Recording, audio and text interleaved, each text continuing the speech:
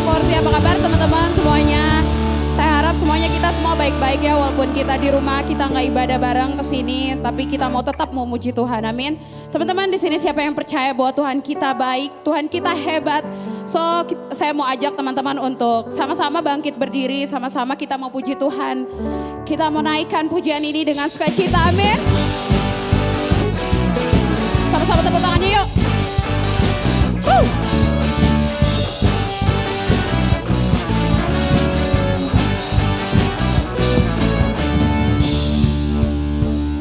Kau yang hidup di dalamku,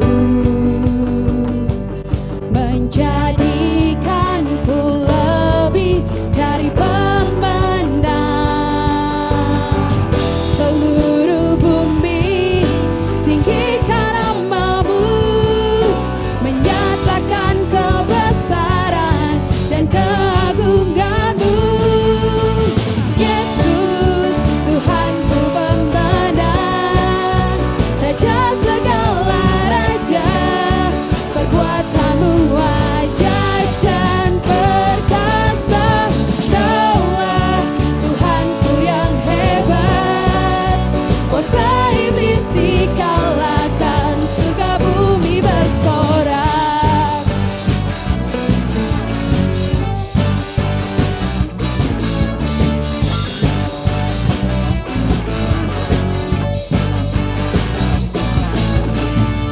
Kau yang hidup di dalamku,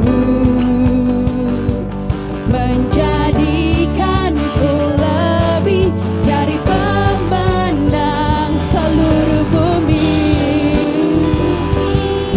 tinggikan namamu, menyatakan kebesaran dan keagunganmu. Yesus, Tuhanku pemandang, Raja segala raja, perbuatanmu ajaib dan perkasa. Kaulah Tuhanku yang hebat, kuasa iblis dikalahkan, surga bumi bersorak. Sama-sama tepuk tangan kiri atas yuk.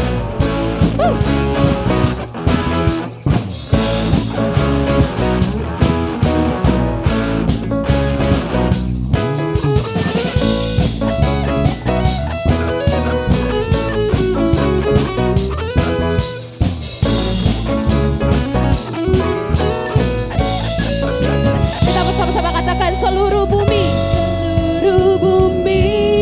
tinggikan namamu, menyatakan kebesaran dan keagunganmu. Yesus, Tuhanku pemandang, Raja segala raja, perbuatanmu ajaib dan perkasa. Kaulah Tuhanku yang hebat, kuasa iblis dikalahkan, surga bumi bersorak. Yesus, Tuhanku pemandang, Raja segala raja, perbuatanmu ajaib dan perkasa. Kaulah Tuhanku yang hebat, kuasa iblis dikalahkan, surga bumi bersorak. Kuasa iblis dikalahkan, surga bumi bersorak.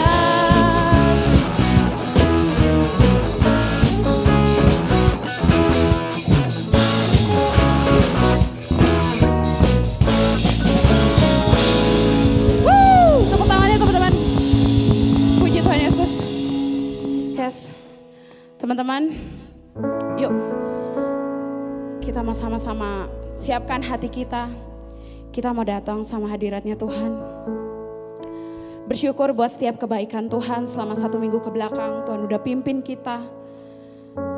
Tuhan udah sertain kita sampai hari ini. Sungguh besar pengorbananmu Bapa. Yes.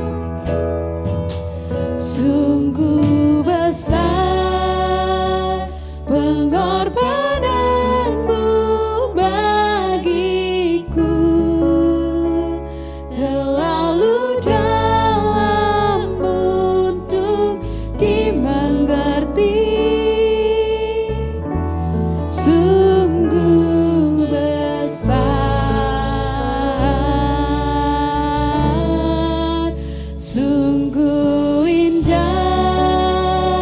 yang kau pikirkan tentangku, tak terselami bagiku. Sungguh indah.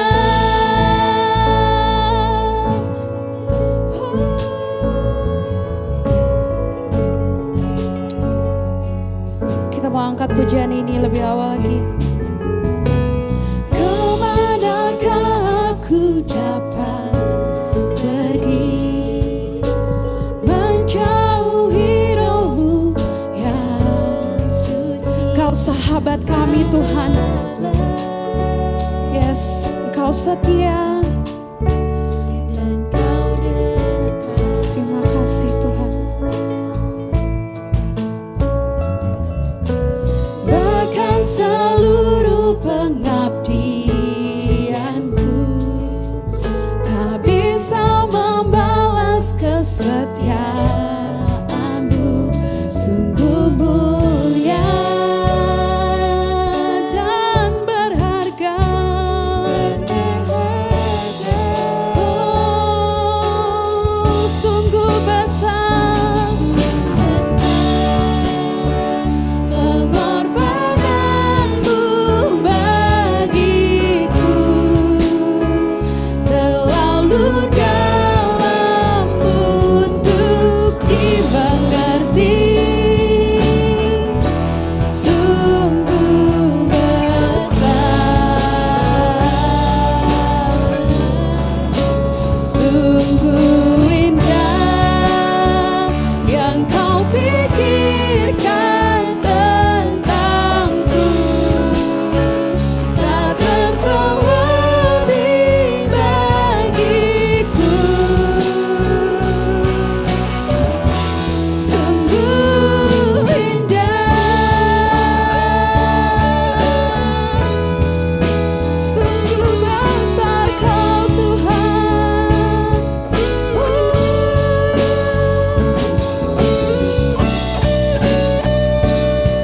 Sungguh kami bersyukur memiliki Allah seperti-Mu. Sama-sama katakan sungguh besar,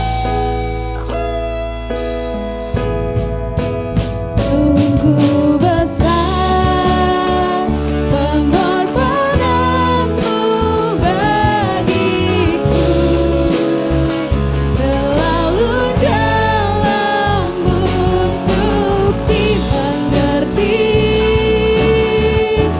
Sungguh besar, sungguh indah yang kau pikirkan tentangku, tak terselami bagiku.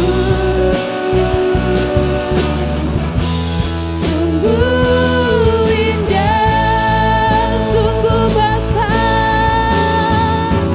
sungguh besar pengorbananmu bagiku, terlalu dalam untuk dimengerti.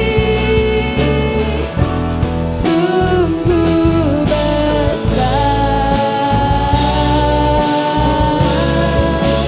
sungguh indah yang kau pikirkan tentangku, tak terselami bagiku. Sungguh indah, oh, sungguh indah. Terima kasih Tuhan. Sungguh besar pengorbanan-Mu buat setiap kami Bapa. Kami bersyukur Tuhan memiliki Allah seperti Engkau. Yes. Teman-teman, kita mau angkat pujian ini dengan hati yang sungguh-sungguh. Kita mau ulang refnya aja.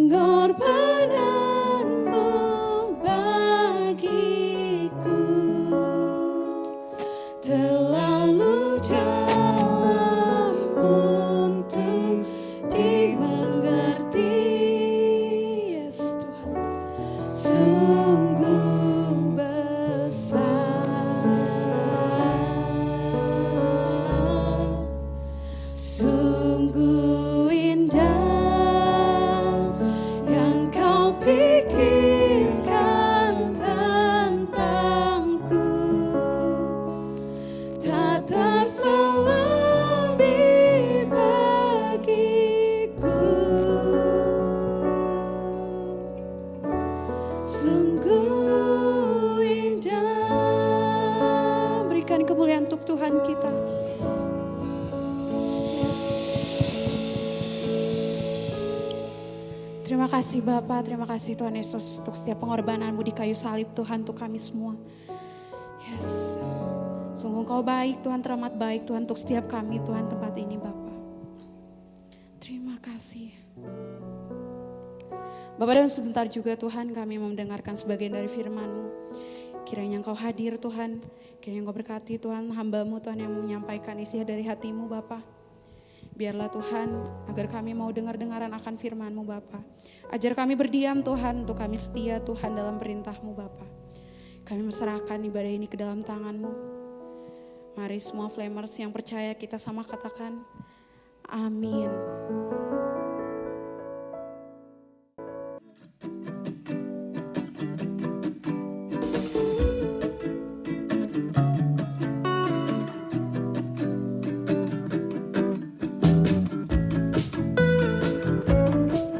Shalom, saudara yang dikasihi oleh Tuhan, rekan-rekan Flame. Saya bersyukur bisa diberikan kesempatan kembali untuk bisa menyampaikan firman Tuhan di tempat ini. Terima kasih buat pembina dan juga semua pengurus. Nah, mari sebelum kita merenungkan firman Tuhan, mari kita tundukkan kepala terlebih dahulu dan kita berdoa kepada Tuhan. Ya Tuhan Allah Bapa kami bersyukur buat semua kasih karunia-Mu bagi kami. Terima kasih untuk waktu yang Engkau izinkan kepada kami untuk bisa beribadah pada pagi hari ini, bisa menaikkan puji-pujian kami, penyembahan kami ke hadapan hadirat-Mu Tuhan Yesus. Dan tiba waktunya kami ingin mendengarkan firman-Mu Tuhan. Mari Bapa, Engkau berkati kami melalui firman-Mu. Semua yang telah hamba persiapkan tentu tidak ada artinya jika Engkau tidak memberkatinya dan tidak menyertainya. Karena itu Tuhan, berbicaralah melalui hamba-Mu, sehingga semua anak-anak-Mu, semua umat-Mu bisa mendengarkan isi hati-Mu bagi kami semua. Di dalam nama Tuhan Yesus kami berdoa kepada Bapa Surgawi, haleluya, amin. Amin. Saudara dikasihi Tuhan, pagi hari ini firman Tuhan yang menjadi landasan dari perenungan kita atau khotbah pada pagi hari ini terambil dari 1 Korintus pasalnya yang ke-7, 1 Korintus pasalnya yang ke-7 ayatnya yang ke-17 sampai ayatnya yang ke-24. Saya akan bacakan bagian firman Tuhan ini bagi saudara. 1 Korintus 7 ayat 17 sampai 24, demikian firman Tuhan. Judul perikopnya, hidup dalam keadaan seperti waktu dipanggil. Ayat 17, selanjutnya hendaklah tiap-tiap orang tetap hidup seperti yang telah ditentukan Tuhan baginya, dan dalam keadaan seperti waktu ia dipanggil. Inilah ketetapan yang kuberikan kepada semua jemaat. Kalau seorang dipanggil dalam keadaan bersunat, janganlah ia berusaha meniadakan tanda-tanda sunat itu. Dan kalau seorang dipanggil dalam keadaan tidak bersunat, janganlah ia mau bersunat. Sebab bersunat atau tidak bersunat tidak penting. Yang penting ialah mentaati hukum-hukum Allah.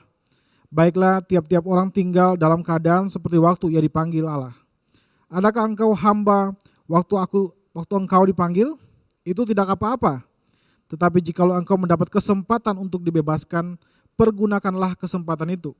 Sebab seorang hamba yang dipanggil oleh Tuhan dalam pelayanannya adalah orang bebas, milik Tuhan. Demikian pula orang bebas yang dipanggil Kristus adalah hambanya. Kamu telah dibeli dan harganya telah lunas dibayar. Karena itu janganlah kamu menjadi hamba manusia. Saudara-saudara, hendaklah tiap-tiap orang tinggal di hadapan Allah dalam keadaan seperti pada waktu ia dipanggil. Nah, saudara yang dikasihi Tuhan, beberapa waktu yang lalu ada seorang pria yang bernama James Jordan Park. Dia keluar di berita, ya banyak berita memberitakan tentang dia.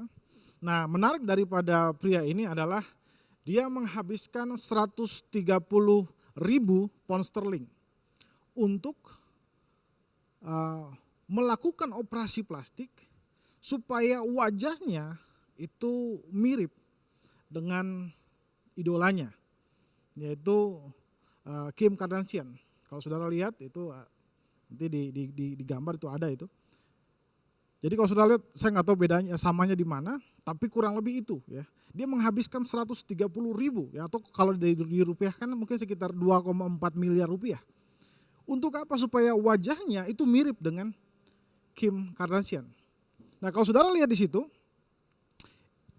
mungkin kalau kita melihat gambar itu, kita akan melihat, ya kita mungkin tergelitik hati kita, karena kok bisa begitunya begitu ya.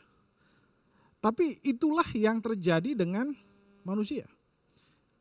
Sepertinya manusia memiliki sifat dasar, yaitu tidak puas dengan dirinya. Kita seringkali tidak puas dengan diri. Tentu saja kita mungkin tidak menghabiskan uang seperti itu, atau kita mempermak wajah kita, atau tubuh kita supaya mirip dengan idola kita. Mungkin tidak seperti itu. Tapi ada banyak kali, ada banyak kasus, ada banyak kesempatan di mana kita mulai berpikir bahwa alangkah bagusnya, alangkah indahnya jika saya menghidupi kehidupan orang lain.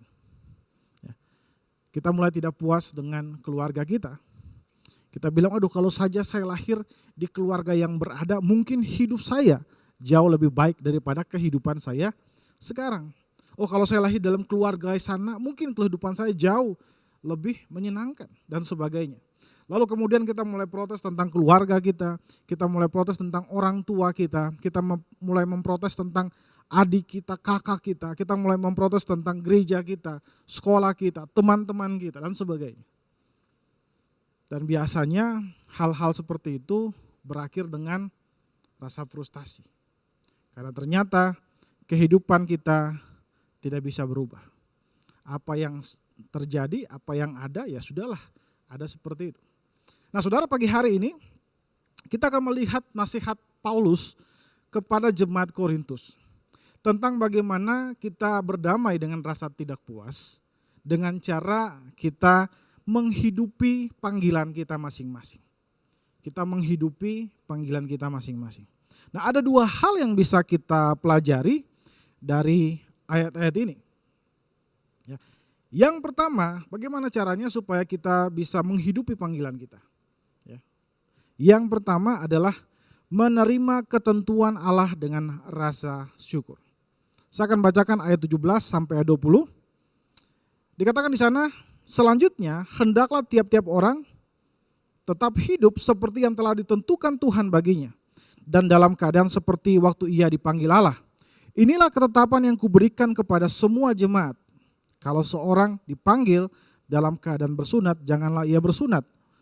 Janganlah ia berusaha meniadakan tanda-tanda sunat itu. Dan kalau seorang dipanggil dalam keadaan tidak bersunat, janganlah ia mau bersunat. Sebab bersunat atau tidak bersunat tidak penting. Yang penting ialah mentaati hukum Allah. Baiklah tiap-tiap orang tinggal dalam keadaannya seperti waktu ia dipanggil Allah. Saudara, di dalam ayat-ayat yang baru saja kita baca, ada 3 kali ya, Rasul Paulus menekankan poin ini. Ayat 17 dia bilang hendaklah tiap-tiap orang tinggal ya dalam keadaannya waktu dia dipanggil. Ayat 17, kemudian ayat 20, nanti ayat 24 juga diulang lagi hal yang sama. Nah saudara, kenapa hal ini penting untuk ditekankan? Nah kalau kita lihat di dalam ayat 17, dikatakan di situ selanjutnya hendaklah tiap-tiap orang tetap hidup seperti yang telah ditentukan. Nah kata ditentukan di situ, kalau di dalam bahasa aslinya, bahasa Alkitab ini ditulis, Rasul Paulus memilih kata merizo untuk menuliskan kata ditentukan itu. Nah apa arti kata merizo? Nah kata merizo secara arti kata harafiah itu berarti dipisahkan, dibuat berbeda, dibuat unik. Ya. Mungkin gambaran yang bisa saya pinjam untuk bisa menggambarkan kata merizo ini adalah puzzle, saudara. Saudara tahu puzzle? Ada bagian puzzle yang setiap bagian puzzle itu memiliki tempatnya tersendiri. Dia punya bentuk yang berbeda dengan satu dengan yang lain, dia punya warna yang berbeda antara satu dan yang lain, dan dia memiliki fungsi yang berbeda. Ketika satu puzzle itu hilang, maka gambar tadi itu tidak sempurna. Karena setiap puzzle itu memiliki keunikannya sendiri, memiliki warnanya sendiri. Nah, Rasul Paulus menggunakan kata merizo untuk menggambarkan bahwa setiap orang kita pada dasarnya sudah dibuat Tuhan, sudah diciptakan Tuhan dengan keunikan tertentu. Dan keunikan saudara tidak bisa dibandingkan dengan keunikan orang lain. Nah, kenapa ayat ini muncul, saudara? Kenapa Rasul Paulus membahas kata ini? Ya?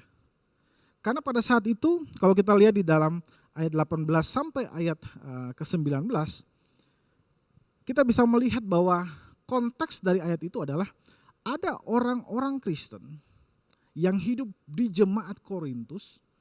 Jadi jemaat Korintus itu pada umumnya terbagi atas dua golongan atau dua kelompok. Yang pertama adalah kelompok orang Yunani. Lalu yang satu lagi adalah kelompok orang Yahudi.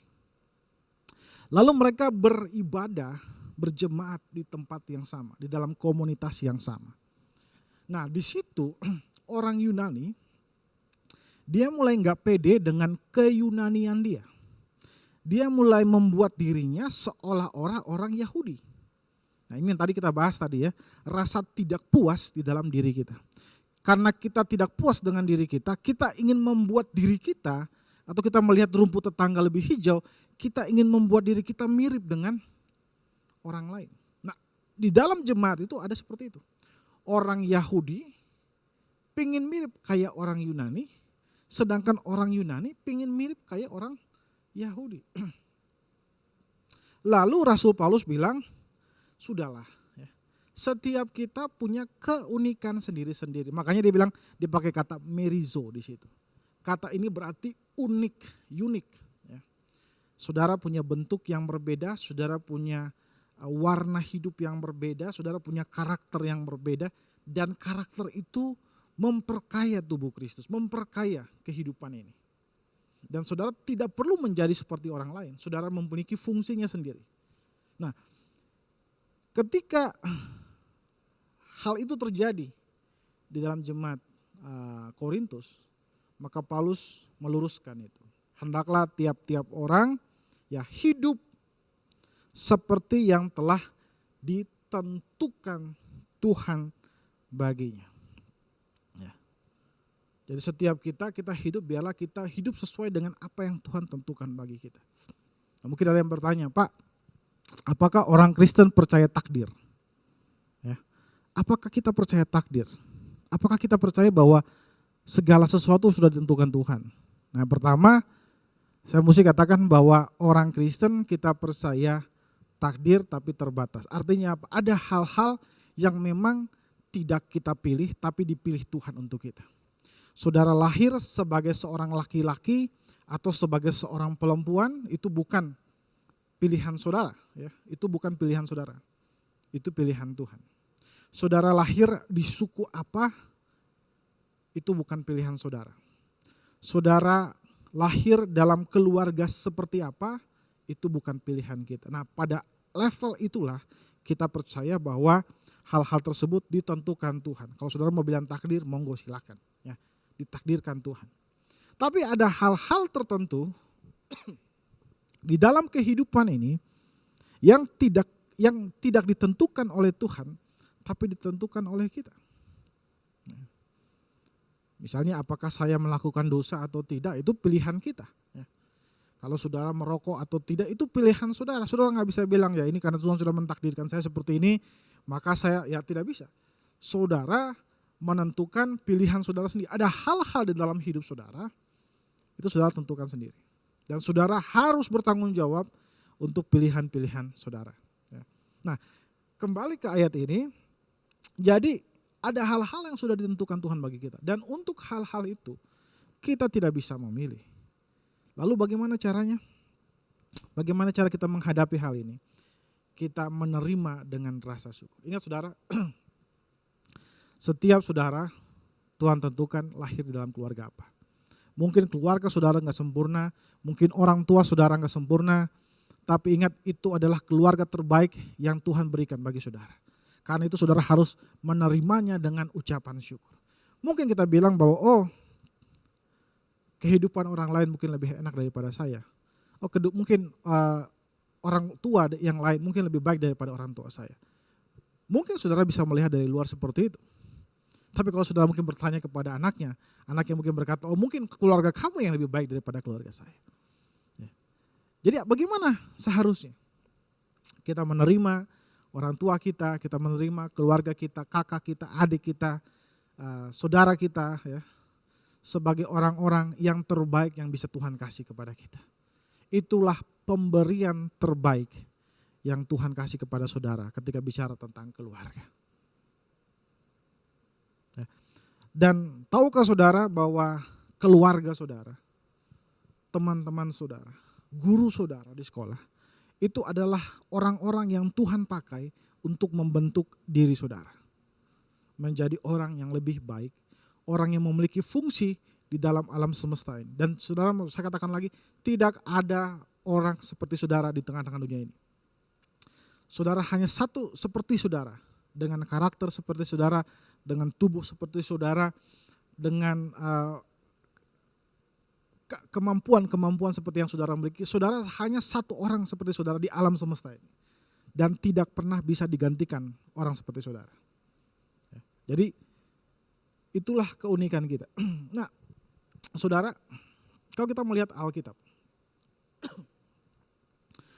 Tuhan seringkali mengizinkan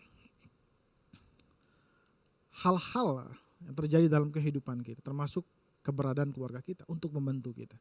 Saya ambil contoh, Raja Daud.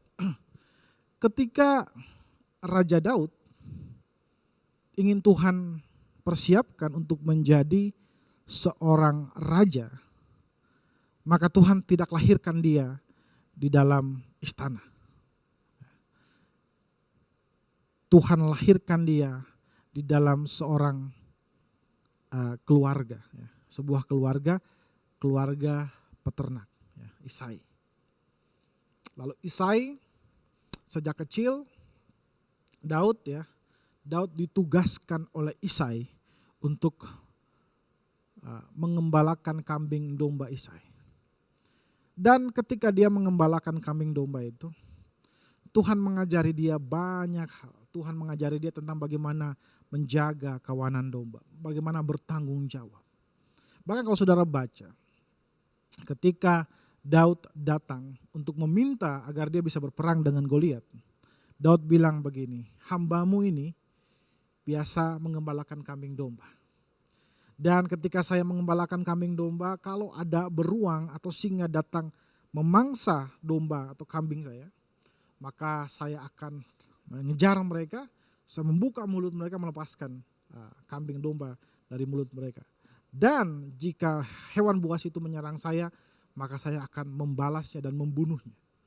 Saudara kalau lihat di situ, Tuhan menciptakan Daud yang bertanggung jawab.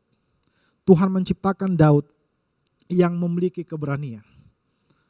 Dengan Tuhan mengutus dia ke keluarga seorang peternak.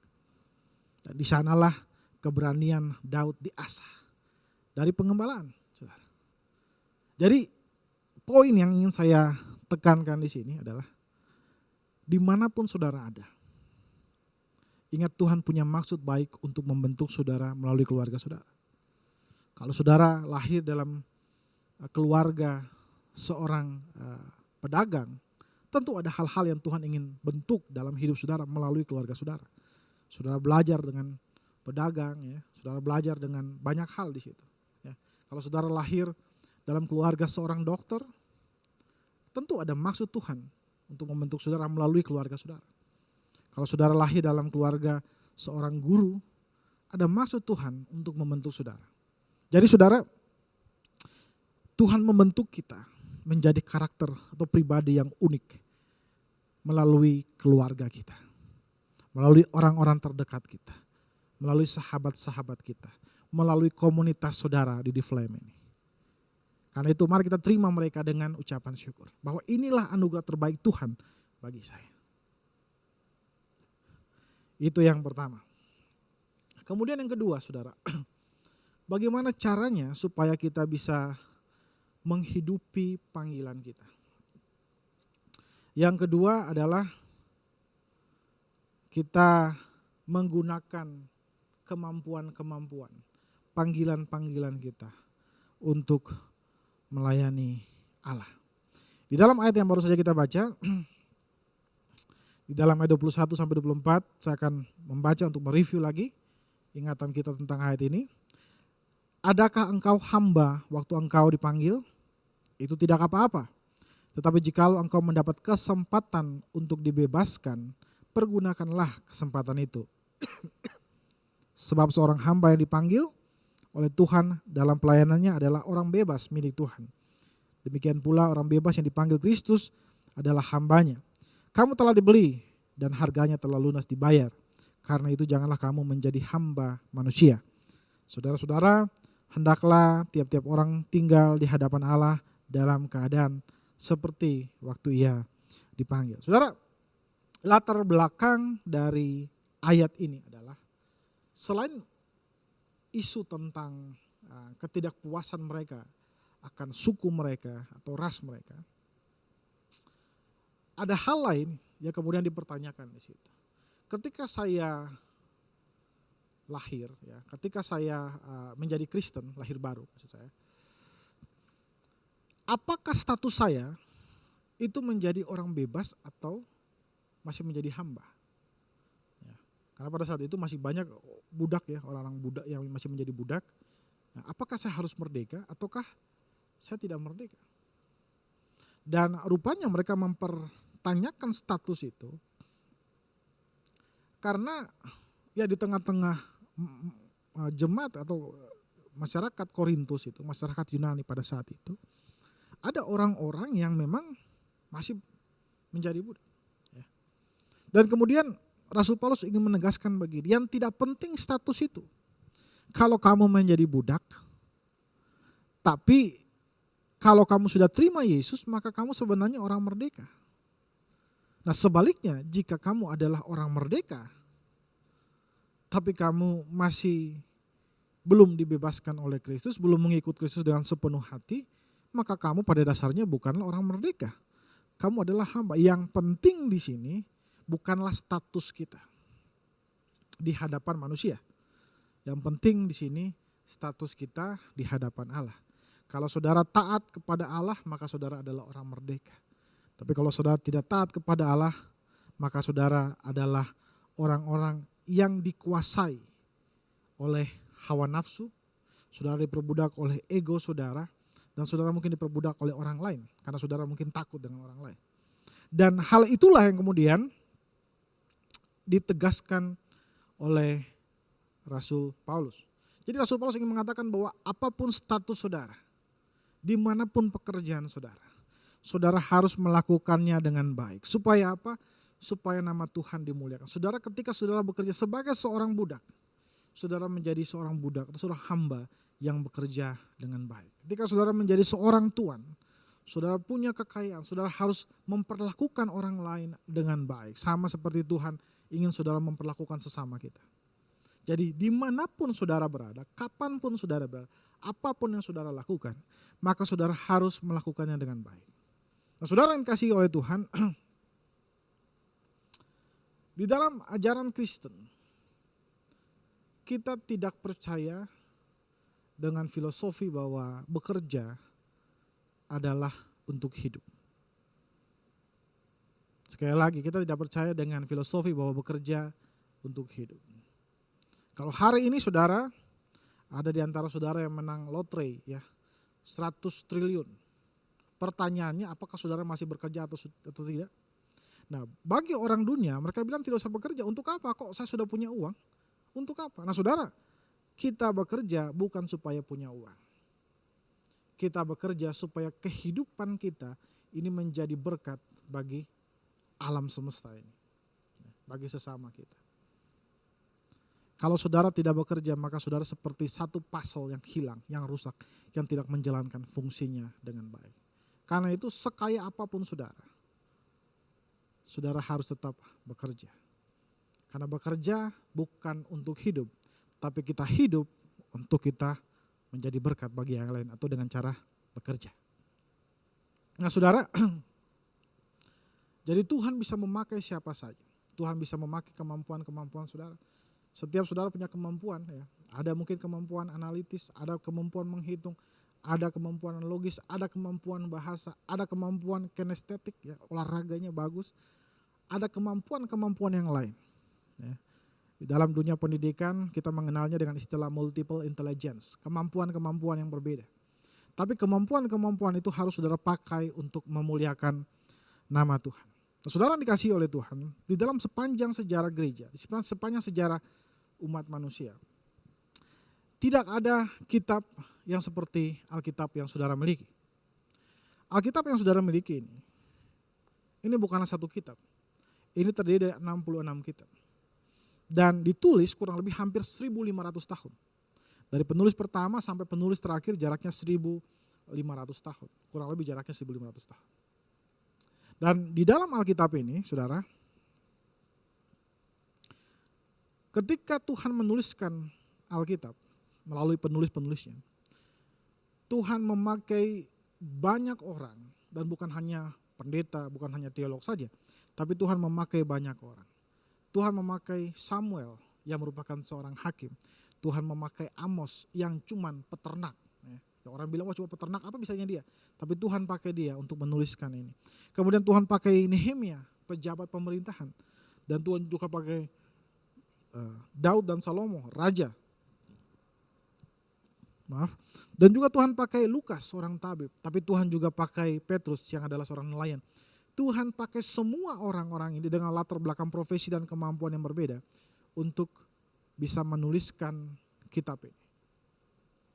Nah, saudara, tidak ada kitab yang umur penulisannya itu 1.500 tahun, itu tidak ada. Saudara cari di seluruhnya, tidak ada yang umur penulisannya 1.500 tahun.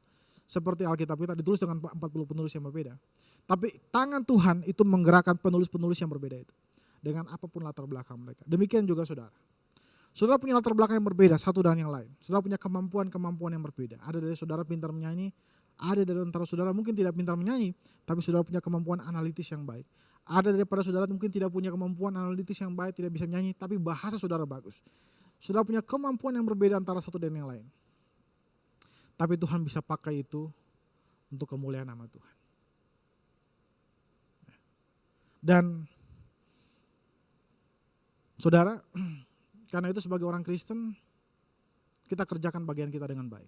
Kalau saudara jadi mahasiswa, kerjakan tugas saudara dengan baik. Lakukan setiap usaha saudara dengan baik. Lakukan yang terbaik yang bisa saudara lakukan.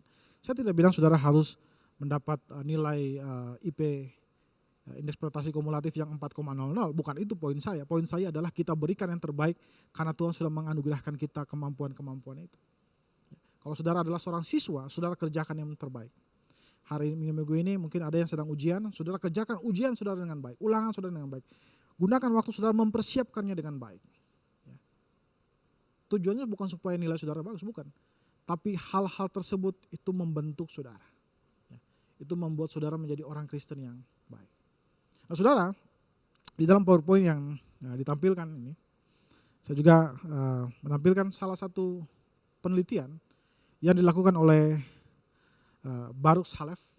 Baruch Salef, dia menulis sebuah buku yang berjudul 100 Years of Nobel Prizes. 100 Years of Nobel Prizes. Jadi 100 tahun, itu perayaan 100 tahun penghargaan Nobel. Jadi penghargaan atau hadiah Nobel itu merupakan hadiah yang diberikan kepada orang-orang yang memiliki kontribusi yang besar terhadap kemanusiaan. Dan kemudian dari buku itu dia mulai membuat semacam klasifikasi, dia buat kategori, ya. Dia bikin semacam statistik begitu.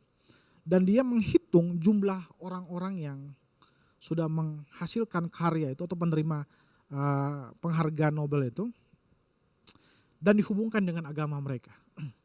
Nah, ini di dalam tayangan ini sudah bisa lihat. Nah, di situ dikatakan bahwa orang Kristen merupakan orang-orang yang memberikan kontribusi paling banyak. Tercatat 65,4%. Semua itu adalah orang-orang Kristen. Ini bukan orang-orang berasal dari negara Kristen, bukan, tapi orang-orang Kristen. Karena di situ juga ada orang yang free thinker, ada juga orang ateis ya, yang mungkin berasal dari negara Kristen tapi dia bukan Kristen. Tapi yang dicatat di sini adalah orang-orang yang memanglah adalah orang Kristen. Yang basic value-nya, nilai-nilainya adalah orang Kristen. Ada 65,4%. Lalu 21,1% itu orang Yahudi. Nah, orang Yahudi sebenarnya nilai-nilainya kurang lebih sama dengan orang Kristen. Karena mereka hanya percaya perjanjian lama, tapi nilai-nilainya itu kurang lebih sama dengan orang Kristen. Nah, di dalam masyarakat barat mereka bisa menyebutnya dengan istilah Judeo-Kristen atau kekristenan dan Yahudi, karena sepertinya nilai-nilainya tidak dipisah. Ya, tidak dipisah. Tapi memang dalam aspek-aspek tertentu sangat berbeda. Sangat berbeda. Tapi nilai sikap mereka terhadap kemanusiaan, sikap mereka terhadap alam, terhadap ilmu pengetahuan, terhadap kapasitas diri itu sangat kurang lebih sama. Karena itu orang Yahudi meskipun jumlah mereka sangat sedikit, mereka memberikan kontribusi 21,1%. Dan saudara bisa bandingkan dengan pengaruh yang lain. Ya.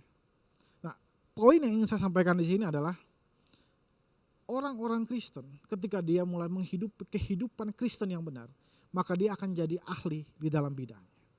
Dan kalau saudara itu bukan hanya ahli dalam bidang agama di situ, ada dalam bidang fisika, dalam bidang politik, dalam bidang kimia, kemudian banyak hal-hal lain. Jadi apapun pekerjaan saudara, apapun yang saudara kerjakan, apapun kuliah saudara, saudara harus menjadi yang terbaik di sana. Karena Tuhan sudah menganugerahkan saudara hal-hal yang terbaik. Jadilah orang Kristen yang baik dan lakukan yang terbaik yang bisa saudara lakukan untuk Tuhan dan untuk sesama kita. Demikian firman Tuhan pada pagi hari ini. Tuhan Yesus memberkati kita semua. Mari kita tundukkan kepala, kita satu dalam doa. Ya Tuhan Allah Bapa kami bersyukur buat firman Tuhan pagi hari ini yang mengajarkan kami untuk bisa menghidupi panggilan kami. Tuhan ajar kami supaya kami menjadi orang-orang Kristen yang bersyukur dengan apa yang kami miliki. Dan kami menggunakan apa yang kami miliki untuk memuliakan nama-Mu Tuhan. Terima kasih Bapa, Engkau sertai semua kami apapun yang kami kerjakan. Mungkin dalam minggu ini ada beberapa yang sedang menjalankan ujian tengah semester. Engkau berkati mereka, Engkau lindungi mereka, jauhkan dari segala sakit. Dan juga Tuhan, Engkau berkati keluarga mereka, orang tua mereka, pekerjaan orang tua mereka pun Engkau berkati. Bagi yang mungkin hari-hari ini sedang menghadapi masalah di tempat pekerjaan juga Tuhan, Engkau berkati, Engkau berikan kemampuan kepada mereka untuk bisa menghadapinya dengan baik. Terima kasih Bapa, di dalam nama Tuhan Yesus, kami berdoa kepada Bapa Surgawi. Mari saudara kita angkat tangan kita, dan kita menerima berkat daripada Allah Bapa kita. Biarlah berkat daripada Allah Bapa, kasih karunia daripada Yesus Kristus Tuhan kita, dan penyertaan Roh Kudus menyertai kita dari hari ini terus sampai Maranatha Tuhan Yesus datang kembali pada kali yang kedua. Dalam nama Yesus kami berdoa, haleluya, amin. Amin saudara, Tuhan Yesus memberkati, sampai berjumpa kembali di ibadah online minggu depan. Tuhan Yesus memberkati saudara semua.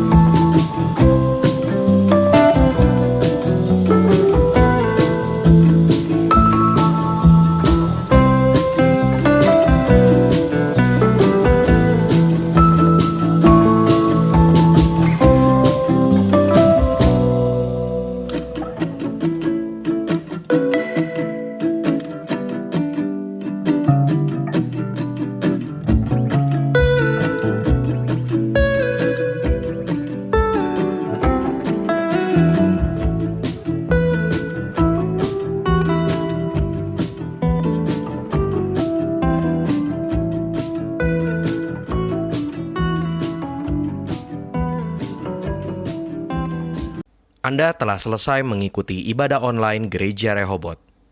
Jangan lupa untuk like dan subscribe, dan ketuk lonceng untuk notifikasi pemberitahuan info-info berikutnya.